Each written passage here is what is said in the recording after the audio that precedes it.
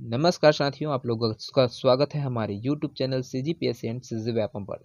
दोस्तों, आज मैं आप लोगों के लिए 50 महत्वपूर्ण प्रश्न लेकर आया हूं जो कि भौतिक शास्त्र के प्रकाश वाले चैप्टर से है। तो प्रकाश के चैप्टर से दोस्तों देखेंगे 50 महत्वपूर्ण, जिसमें से आपको प्रयोगशाला तकनीशियन में मिनिमम 2 प्रश्न देखने को मिलेंगे। तो इस वीडियो के 50 प्रश्नों को देखेंगे दोस्तों, तो उसमें आपको 2 प्रश्न है वो आपका पक्का हो जाएगा। तो इसको लास्ट तक देखिएगा और बीच में छोड़कर ना जाइएगा। जितने भी नए दोस्त हमारे इस वीडियो को पहली बार देख रहे होंगे, वो हमारे चैनल को सब्सक्राइब कर लेंगे, साथ में बेल आइकन को भी प्रेस कर लेंगे, ताकि आप लोगों को वीडियो है वो का लिंक है वो नोटिफिकेशन के माध्यम से मिलता रहे। और इस वीडियो का पीडीएफ प्राप्त करने के लिए दोस्तों हमारे Telegram channel Eklavya Sahu GK है, उसको डिस्क्रिप्शन बॉक्स में लिंक है वो दे दिया गया, तो वहाँ से आप टच करके हमारे टेलीग्राम चैनल से जुड़ सकते हैं और पीडीएफ है वो प्राप्त कर सकते हैं। तो चलिए दोस्तों, पहला प्रश्न की ओर बढ़ते हैं। बहुत ही महत्वपूर्ण टॉपिक है दोस्तों, प्रकाश है ना। तो इसमें से आपको 2 क्वेश्चन है वो अवश्य देखने को, प्रायोगिक स्तर का जो क्वेश्चन है वो प्रयोगशाला तकनीशियन के एग्जाम में आएगा, तो इसको छोड़िएगा बिल्कुल नहीं। अभी जितना भी मैंने प्रैक्टिस सेट कराया है दोस्तों, वो पूरा प्रायोगिक स्तर का है। आपको जो सिलेबस दिया गया है उसमें प्रायोगिक स्तर तक के जो प्रश्न है ना, तीनों सब्जेक्ट में उसमें से पूछे जाएंगे। तो जो आपका 20-20 नंबर का है दोस्तों, उसमें आपका जो 10 नंबर है वो पूरा पूरा प्रायोगिक स्तर का आएगा और आपका 10 नंबर है वो थ्योरिकल स्तर में आएगा। चलिए पहला प्रश्न की बात करते हैं। यहाँ पर इंद्रधनुष में लाल रंग किस क्रम में होता है? अंतिम छोर में, चतुर्थ छोर में, या फिर प्रथम, या फिर पांचवा क्रम में? तो यहाँ पर जो इंद्रधनुष निकलता है दोस्तों, जिसको रैम्बो बोलते हैं, है ना, आपका ऐसा निकलता है इंद्रधनुष। तो उसमें आपका जो क्रम है, उसमें आपका जो लाल रंग है वो किस छोर में है वो होता है? तो दोस्तों ये होता है आपका अंतिम छोर में, है ना। जो लाल रंग है वो लास्ट में, इंद्रधनुष में लाल रंग है अंतिम क्रम में रहता है, और आपका पहला क्रम में रहता है वो बैगनी रंग है वो है रहता है। इसका शॉर्टकट ट्रिक है दोस्तों बैजानी, है ना, बैजानी, हप्पी, नाला, है ना। ये दोस्तों ये आपको जो सातों रंग है वो आपको बताता है। बै से बैजानी, है ना, बैगनी, जा से जामुनी, नी से नीला, ह से हरा, पी से पीला, और ना से नीला, और एल है लाल, एल ला है लास्ट में, तो उसका लाल। ये आपका जो शॉर्ट ट्रिक है बैजानी, हैप्पी नाल, इसको आप लोग शॉर्ट के ट्रिक के साथ में याद रखेंगे, तो आपका जो सातों रंग है वो इंद्रधनुष में है वो याद हो जाएगा। बहुत ही सिंपल ट्रिक है दोस्तों। चलिए अगला प्रश्न की ओर बढ़ते हैं। अगला प्रश्न है आपका यहाँ पर, 2 समानांतर समतल दर्पणों के बीच रखे एक वस्तु के प्रतिबिंब की संख्या होती है 0, 1, 2 या फिर अनंत। तो यहाँ पर दोस्तों जो 2 समतल दर्पण है ना, उनके बीच में जो एक वस्तु को रख दिया है ना, तो उसकी जो प्रतिबिंब बनेगा दोस्तों वो क्या यहाँ पर बनेगा? तो आपका ऑप्शन डी सही हो जाएगा, अनंत में बनेगा। चलिए अगला प्रश्न की ओर बढ़ते हैं। इस प्रकार के क्वेश्चन है दोस्तों, आपका फिक्स रहेगा 2 नंबर, तो इसमें से आपका आएगा ही आएगा। लेंस से 2 क्वेश्चन है वो मिलता ही है, प्रकाश वर्ष से 1-2 क्वेश्चन मिलता है, तो इस प्रकार से आपका 3 नंबर है वो पूरा इसमें कवर हो जाएगा, है ना। तो इसको छोड़िएगा बिल्कुल नहीं। तो ऐसे प्रश्न है दोस्तों, एक तो आपको न्यूमेरिकल से बिल्कुल देखने को मिलेगा भौतिकी में, तो 2 पतले लेंस संपर्क में है और संयुक्त लेंस की फोकस दूरी 80 सेंटीमीटर है।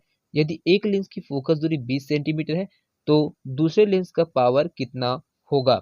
यहाँ पर इसका आपको करेक्ट आंसर हो जाएगा दोस्तों आपका ऑप्शन सी बिल्कुल सही हो जाएगा, -3.75 डी है वो आपका आ जाएगा। इसको सॉल्व करके नहीं बताया जाएगा दोस्तों क्योंकि बहुत टाइम लगेगा। आप लोग इसको जो लेंस वाला चैप्टर है उसमें जाकर है तो देख सकते हैं। चलिए अगला प्रश्न की ओर बढ़ते हैं। अगला प्रश्न है आपका, यदि 2 दर्पणों के मध्य 90 डिग्री का कोण हो तो प्रतिबिंबों की संख्या होगी 4, 3, 2, 1। इसका करेक्ट आंसर हो जाएगा दोस्तों आपका ऑप्शन बी है वो बिल्कुल सही हो जाएगा, 3। इसको फूड इंस्पेक्टर के एग्जाम हुआ था 2017 में दोस्तों, उसमें इस प्रश्न को पूछा गया था। चलिए अगला प्रश्न की ओर बढ़ते हैं। अगला प्रश्न है आपका, एक वस्तु का अधिकतम वजन होता है वायु में, हाइड्रोजन में, पानी में या फिर तेल में? तो जो कोई भी वस्तु है दोस्तों उसका जो अधिकतम भार है वो किस में रहता है? तो वो रहता है आपका ऑप्शन बी, हाइड्रोजन में। चलिए अगला प्रश्न की ओर बढ़ते हैं। अगला प्रश्न है आपका, आकाश का रंग क्या है? काला, नीला, सफेद या फिर नारंगी? यहाँ पर आकाश का रंग होता है दोस्तों वो आपका नीला होता है, ब्लू है ना, वो रहता है, ब्लू रंग का रहता है, आकाश है वो आपका रहता है। चलिए अगला प्रश्न की ओर बढ़ते हैं।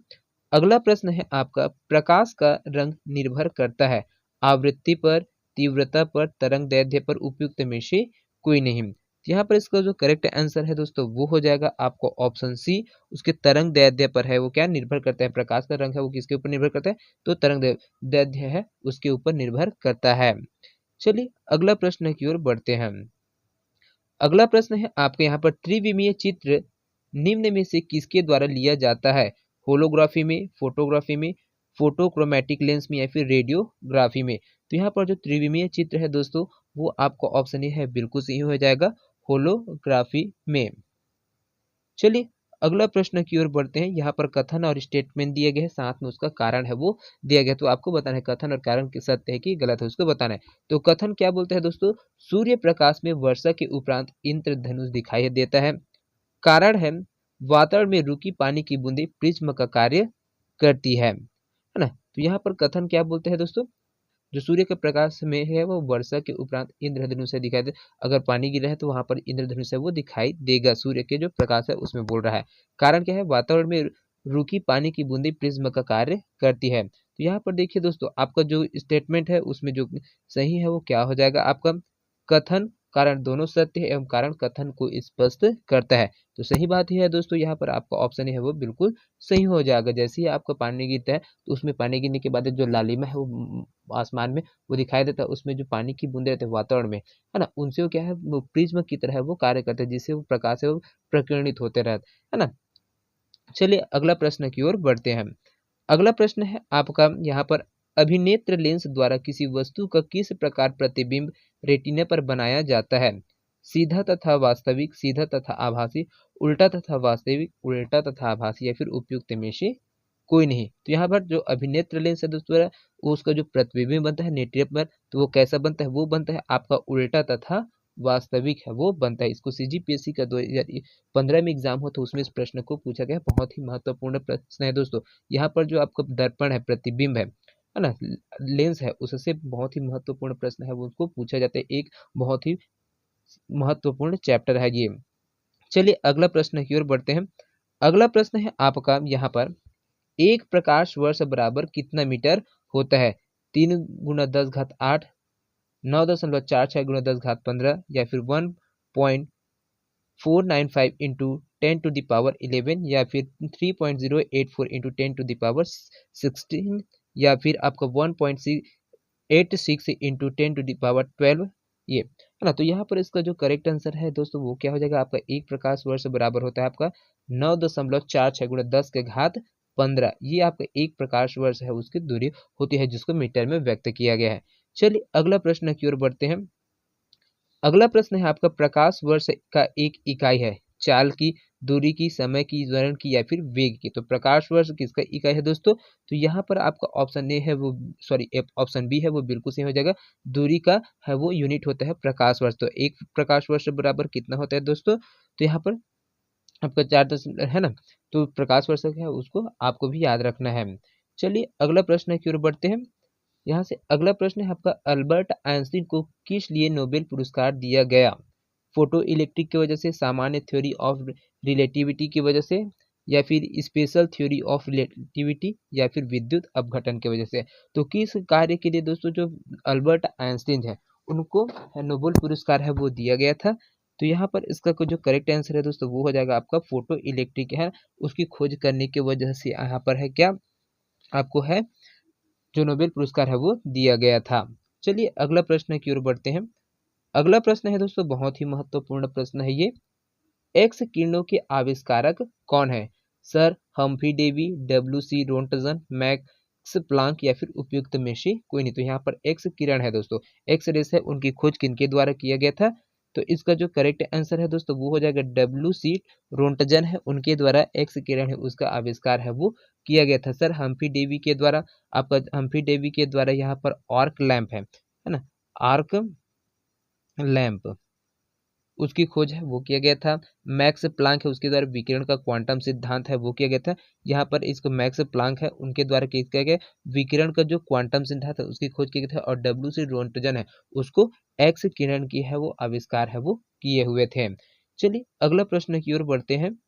अगला प्रश्न है आपका यहाँ पर, अल्बर्ट आइंस्टीन का नाम किससे संबंधित है, हाइड्रोजन बम से, क्वांटम सिद्धांत से, सापेक्षवाद का सिद्धांत या फिर AK-47 से। तो यहाँ पर जो अल्बर्ट आइंस्टीन है दोस्तों, उसका संबंध है आपका सापेक्षवाद का सिद्धांत से संबंधित है, क्योंकि अल्बर्ट आइंस्टीन ने जो सापेक्षवाद है दोस्तों उसका सिद्धांत है वो दिया था। साथ में आपका इनरिको फर्मी है, इनरिको फर्मी है, उनको द्वारा हाइड्रोजन बम है ना, उनका आविष्कार किया गया था, उससे संबंधित व्यक्तित्व है ये। मैक्स प्लैंक है, वो क्वांटम सिद्धांत दिए थे, क्वांटम सिद्धांत को मैक्स प्लैंक ने दिया था। और मिखाइल क्लासनिको है ना, मिखाइल क्लासनिको ने AK-47 है उसका निर्माण है वो किया था। ये बहुत ही महत्वपूर्ण प्रश्न है दोस्तों, इसमें का आपको 2 नंबर तो फिक्स ही है ना, तो इसको भूलिएगा मत। एक बार और बताते हैं, अल्बर्ट आइंस्टीन ने सापेक्षवाद का सिद्धांत दिया था, एनरिको फर्मी के द्वारा हाइड्रोजन बम है उसको बनाया गया था, मैक्स प्लैंक है वो क्वांटम सिद्धांत को दिए थे, और मिखाइल क्लासनिको है वो AK-47 है उसको दिए थे। चलिए अगला प्रश्न की ओर बढ़ते हैं। अगला प्रश्न है आपके यहाँ पर, आइंस्टीन को किस कार्य के लिए नोबेल पुरस्कार प्रदान किया गया था? प्रकाश विद्युत प्रभाव के खोज के लिए, अपेक्षितता के सिद्धांत के खोज के लिए, द्रव्यमान ऊर्जा संबंध स्थापित करने के लिए, या फिर प्रकाश विद्युत प्रभाव का क्वांटम सिद्धांत के खोज के लिए। तो यहाँ पर आइंस्टीन को जो नोबेल पुरस्कार दिया गया था दोस्तों, वो है आपका प्रकाश विद्युत प्रभाव का क्वांटम सिद्धांत का जो खोज किया गया था, उनके आधार पर इनको है जो नोबेल पुरस्कार है वो दिया गया था। चलिए अगला प्रश्न की ओर बढ़ते हैं। अगला प्रश्न है बहुत ही महत्वपूर्ण प्रश्न है दोस्तों, अवतल लेंस प्रयुक्त होता है सुधार हेतु मोतियाबिंद के लिए, दीर्घ दृष्टि के लिए, या फिर निकट दृष्टि के लिए, या फिर दूर दृष्टि के लिए। तो यहाँ पर अवतल लेंस का उपयोग है दोस्तों किसके लिए किया जाता है? तो आपका ऑप्शन सी बिल्कुल सही हो जाएगा, निकट दृष्टि दोष के लिए किया जाता है। निकट दृष्टि दोष में दोस्तों अवतल लेंस, सॉरी है ना, यहाँ पर निकट दृष्टि दोष बोल दिया हूँ, यहाँ पर निकट दृष्टि दोष है वो अवतल लेंस का उपयोग किया जाता है ना।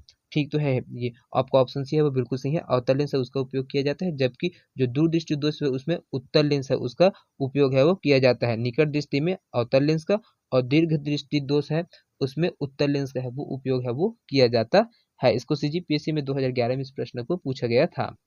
चलिए अगला प्रश्न की ओर बढ़ते हैं। अगला प्रश्न है आपका, लाल प्रकाश में रखा गया हरा फूल निम्नलिखित में से किस रंग का नजर आएगा? श्वेत, काला, लाल, पीला, या फिर नारंगी। तो लाल प्रकाश है दोस्तों, उसको आप हरा फूल में रखेंगे तो वो कैसा नजर आएगा? तो यहाँ पर आपका ऑप्शन बी है वो बिल्कुल सही हो जाएगा, काला रंग में है वो नजर आएगा। चलिए अगला प्रश्न की ओर बढ़ते हैं। अगला प्रश्न है आपका यहाँ पर, जब हमें एक ऐसी प्रतिबिंब की आवश्यकता होती है जो हमेशा सीधी हो और वस्तु की दूरी की तुलना में कम दूरी पर हो, तो किस प्रकार के दर्पण का उपयोग किया जाना चाहिए? समतल दर्पण, अवतल दर्पण, उत्तल दर्पण, या फिर आंशिक रूप से परावर्तित प्रकार का। तो यहाँ पर किसका उपयोग करेंगे दोस्तों? आपका ऑप्शन सी बिल्कुल सही हो जाएगा, उत्तल दर्पण का, क्योंकि जो उत्तल दर्पण द्वारा दोस्तों जो बना प्रतिबिंब होता है हमेशा क्या होता है? आभासी होता है ना, आभासी होता है, साथ में सीधा और वस्तु से छोटा होता है। जबकि जो अवतल दर्पण है उसके द्वारा जो बना प्रतिबिंब होता है वास्तविक, उल्टा और वस्तु से छोटा है। दो और बराबर और बड़ा के साथ साथ क्या है? आभासी, सीधा व वस्तु से बड़ा होता है। तो इसको ध्यान रखिएगा, बहुत ही महत्वपूर्ण प्रश्न है। चलिए अगला प्रश्न की ओर बढ़ते हैं। अगला प्रश्न है आपका यहाँ पर, निम्नलिखित पदार्थों में से किसमें प्रकाश का वेग सबसे कम होता है? वायु में, कांच में, हीरा में, या फिर पानी में। तो जो प्रकाश का वेग है दोस्तों वो सबसे कम किस में होता है? वो होता है आपका हीरा में है वो प्रकाश का वेग है वो सबसे कम होता है, क्योंकि है ना। चलिए अगला प्रश्न की ओर बढ़ते हैं यहाँ पर। तो इससे पहले एक चीज और जानकारी देता हूँ दोस्तों, जिस पदार्थ का अपवर्तनांक अधिक होता है दोस्तों, यहाँ पर तो हीरा का जो अपवर्तनांक वो सबसे अधिक होता है, उसके लिए प्रकाश का वेग है वो बहुत कम रहता है ना, तो इसको ध्यान में रखिएगा। हीरे का जो अपवर्तनांक है अन्य व्यक्तियों से ज्यादा रहता है ना, जितने भी आपका अन्य माध्यम दिए गए उसमें सबसे ज्यादा हीरा का अपवर्तनांक रहता है, इसके वजह से यहाँ पर जो आपका वेग है वो कम है इसमें रहता है। चलिए अगला प्रश्न की ओर बढ़ते हैं।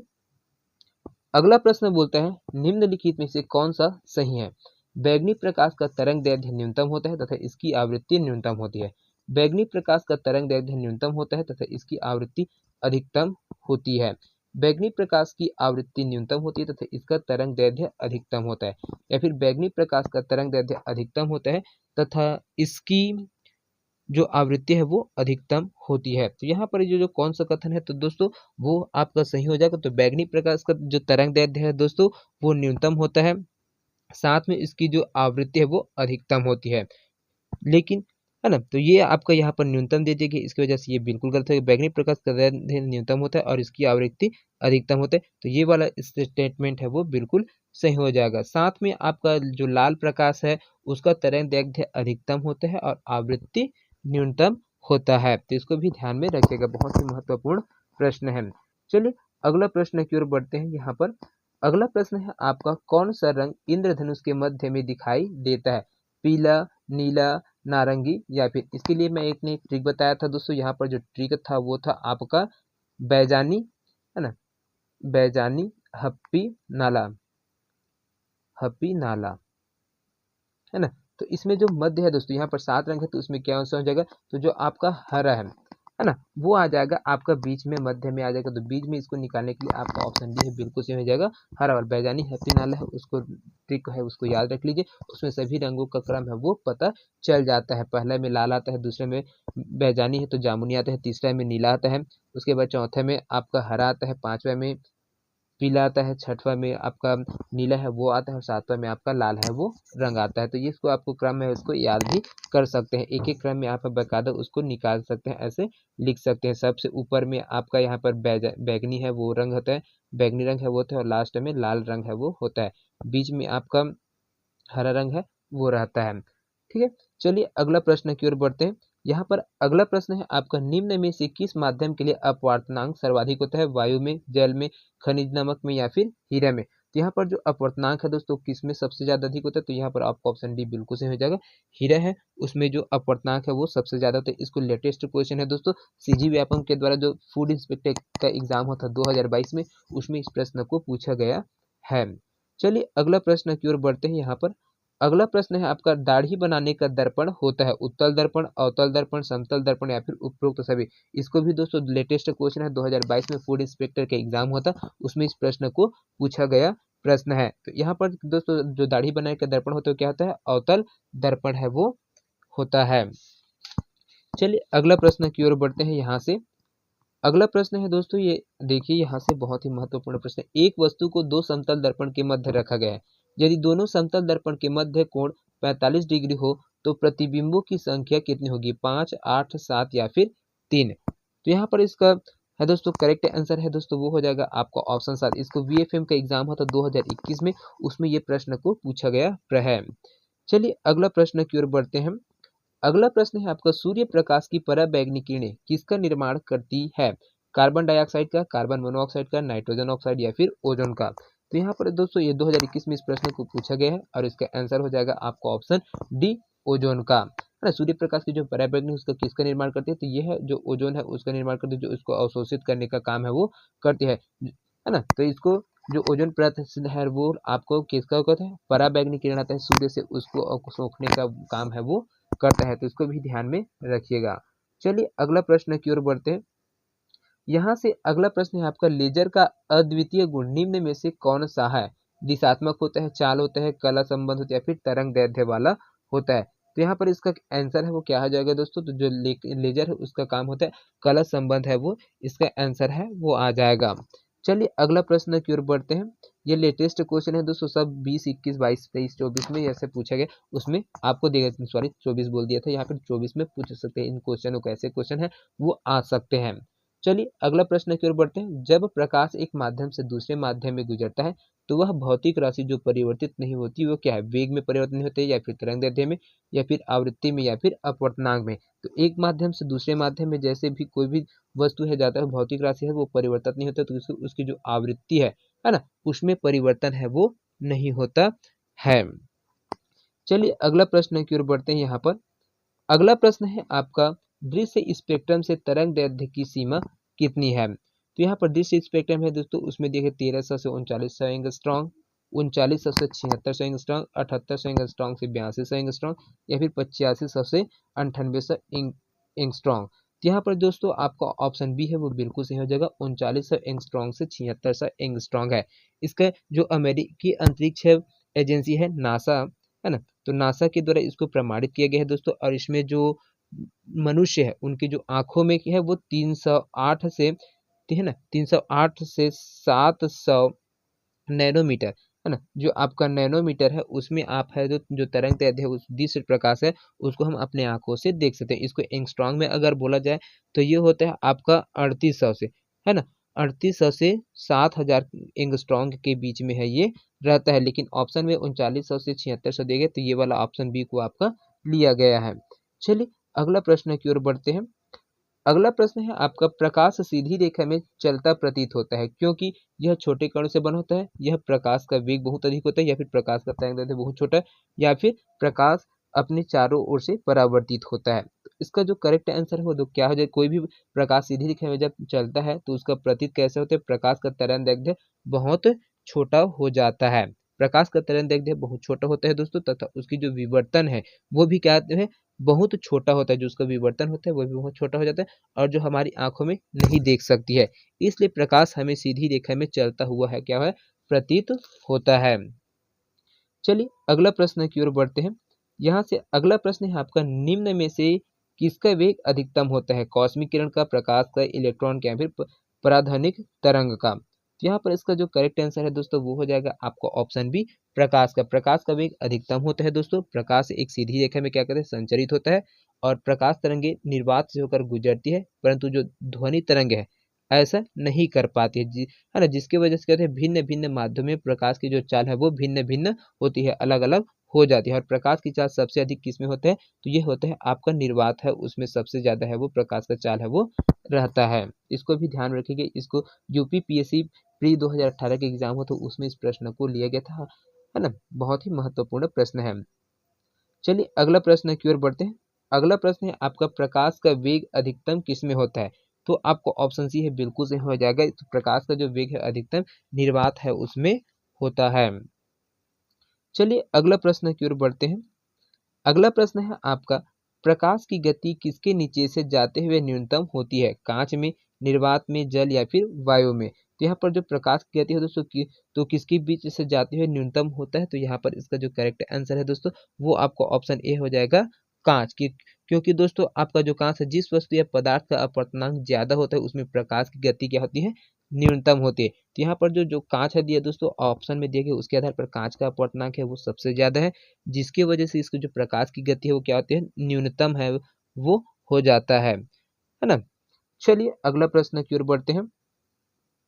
अगला प्रश्न है आपका, सूर्य के प्रकाश को धरती की सतह पर पहुंचने में लगने वाला समय है लगभग कितने सेकंड में जो सूर्य का प्रकाश है दोस्तों वो धरती में पहुंच जाता है। तो यहाँ पर जो आपका ऑप्शन सी है वो बिल्कुल सही हो जाएगा, 8.5 मिनट है वो लगता है जब सूर्य की प्रकाश है वो धरती में आती है तब। और इसमें आपका जो पहुंचने में 499 से और सेकंडों में बोला जाएगा दोस्तों तो 499 सेकंड है उसमें आप बताएंगे। चलिए अगला प्रश्न की ओर बढ़ते हैं।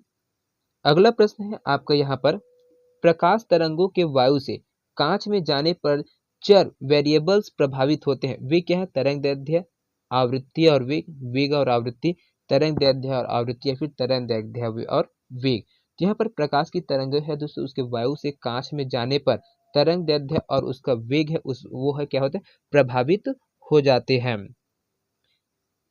चलिए अगला प्रश्न की ओर बढ़ते हैं।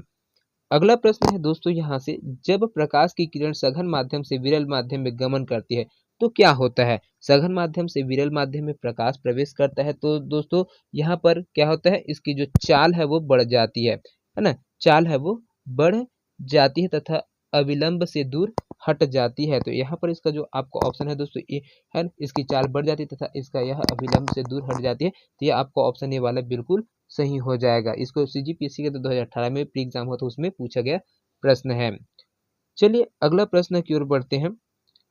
अगला प्रश्न है, निम्नांकित ऊर्जा रूपांतरों में से किसके द्वारा प्रकाश संश्लेषण की क्रिया संपादित होती है, प्रकाश से रासायनिक ऊर्जा, प्रकाश से ताप ऊर्जा, प्रकाश से जैव रासायनिक ऊर्जा, फिर ऊर्जा से गतिज ऊर्जा। तो यहाँ पर इसका जो करेक्ट आंसर है दोस्तों वो हो जाएगा आपका प्रकाश से रासायनिक ऊर्जा में परिवर्तित होती है। प्रकाश संश्लेषण है दोस्तों एकमात्र ऐसी जैविक क्रिया होती है जिसमें क्या होता है, अत्यधिक मात्रा में सूर्य के प्रकाश की ऊर्जा को रासायनिक ऊर्जा में क्या करता है, वो बदला जाता है। तो इसको ध्यान में रखिएगा। चलिए अगला प्रश्न की ओर बढ़ते हैं।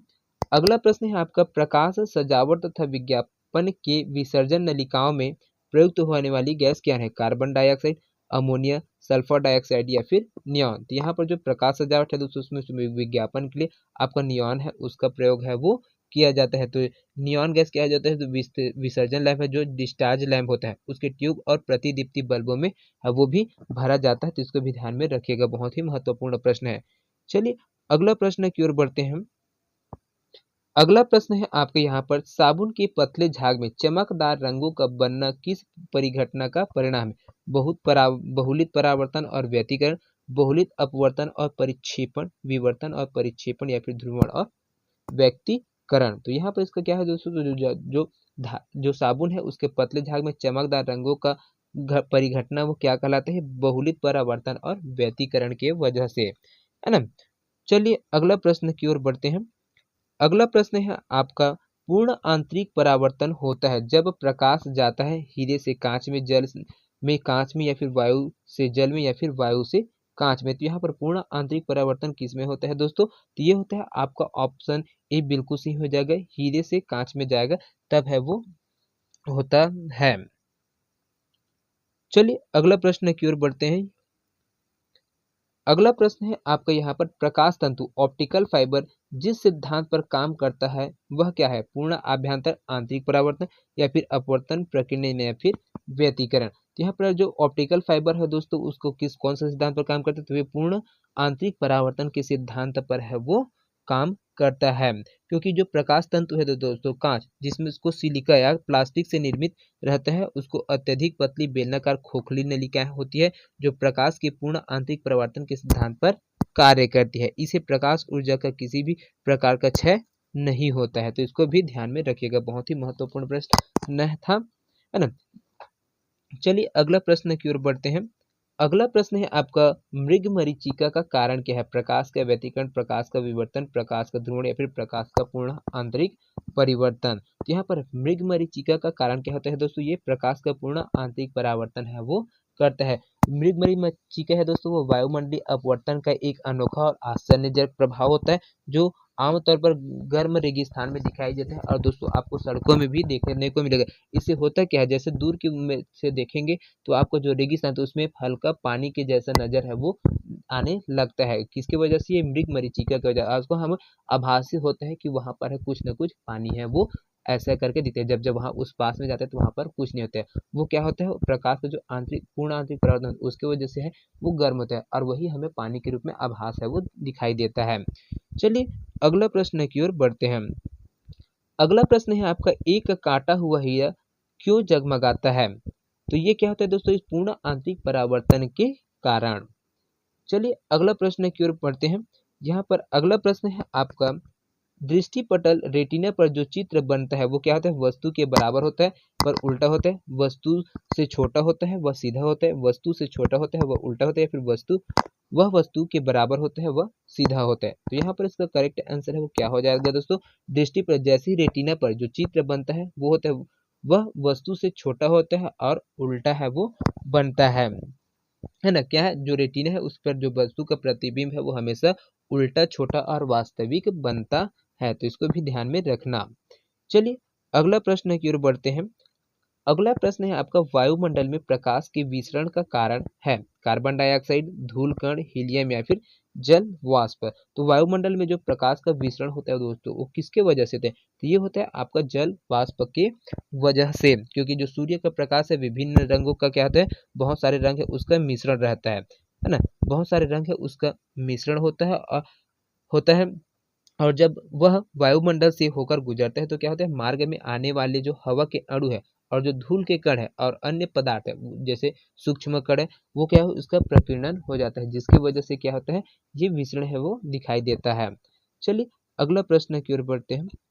अगला प्रश्न है आपका, प्रकाश का रंग निर्धारित होता है इसके आयाम से, तरंगदैर्घ्य से, तीव्रता से या फिर वेग से। यहाँ पर प्रकाश का रंग है वो दोस्तों किससे निर्धारित होता है?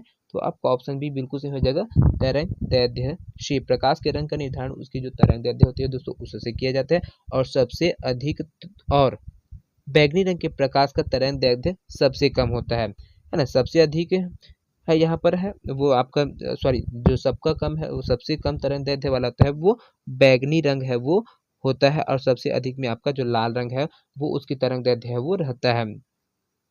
चलिए अगला प्रश्न की ओर बढ़ते हैं। यहाँ पर अगला प्रश्न है, त्रिविमीय चित्र देखने के लिए किसका उपयोग किया जा सकता है? पोलराइड का, अवतल लेंस का, उत्तल लेंस का, या फिर बायोकल्स लेंस का। तो यहाँ पर इसका करेक्ट आंसर क्या हो जाएगा दोस्तों? जो जो त्रिविमीय 3D चित्र है ना, जो 3D चित्र बोलते हैं जिसको, त्रिविमीय चित्र, उसको देख लेने के लिए किसका उपयोग किया जाता है? तो ये पोलराइज्ड है सिस्टम है, उसका प्रयोग है वो किया जाता है। चलिए अगला प्रश्न की ओर बढ़ते हैं। अगला प्रश्न है आपका यहाँ पर, सफेद प्रकाश में उपस्थित निम्नलिखित रंगों में से कौन सा रंग शीशा में प्रिज्म द्वारा सबसे कम विचलित होता है?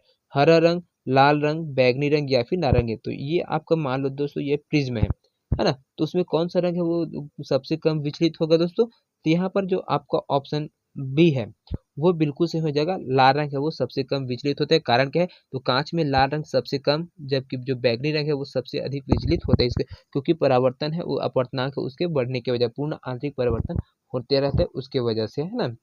चलिए अगला प्रश्न की ओर बढ़ते हैं। यहाँ पर अगला प्रश्न है आपका, हमें वास्तविक सूर्योदय से कुछ मिनट पूर्व ही सूर्य दिखाई देने का कारण क्या है? जो सूर्य है वो लाल दिखाई देने का कारण वो क्या है? तो प्रकाश का प्रकीर्णन होता है, प्रकाश का विवर्तन, या फिर प्रकाश का पूर्ण आवर्ती परिवर्तन, या फिर प्रकाश का अपवर्तन होता है। यहाँ पर जो वास्तविक सूर्योदय के कुछ मिनट पूर्व ही सूर्य दिखाई देने लगता है, उसका कारण क्या है? यहाँ पर प्रकाश है उसका अपवर्तन है वो होता है ना। चलिए अगला प्रश्न की ओर पढ़ते हैं, और आज के सेशन का अंतिम प्रश्न है, 50वां नंबर का प्रश्न है, बहुत ही महत्वपूर्ण प्रश्न है दोस्तों। ट्रैफिक सिग्नल में लाल प्रकाश प्रयुक्त होता है क्योंकि इसकी तरंगों की तरंग दैर्ध्य लंबाई सर्वाधिक होती है, यह सुंदर होता है, यह खराब रोशनी वालों को भी दिखाई देता है, या फिर उक्त कारणों में से कोई नहीं। तो यहाँ पर इसका जो करेक्ट आंसर है दोस्तों वो हो जाएगा, इसकी जो तरंग दैर्ध्य की जो लंबाई है वो सर्वाधिक होता है ना।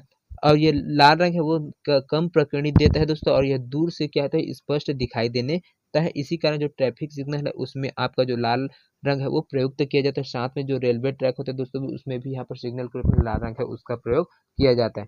तो दोस्तों ये 50 प्रश्न आप लोगों को कैसे लगा कमेंट करके जरूर बताइएगा।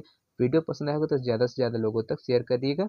तो मिलते हैं अगले वीडियो में, तब तक के लिए जय हिंद जय Chhattisgarh. Thank you so much दोस्तों।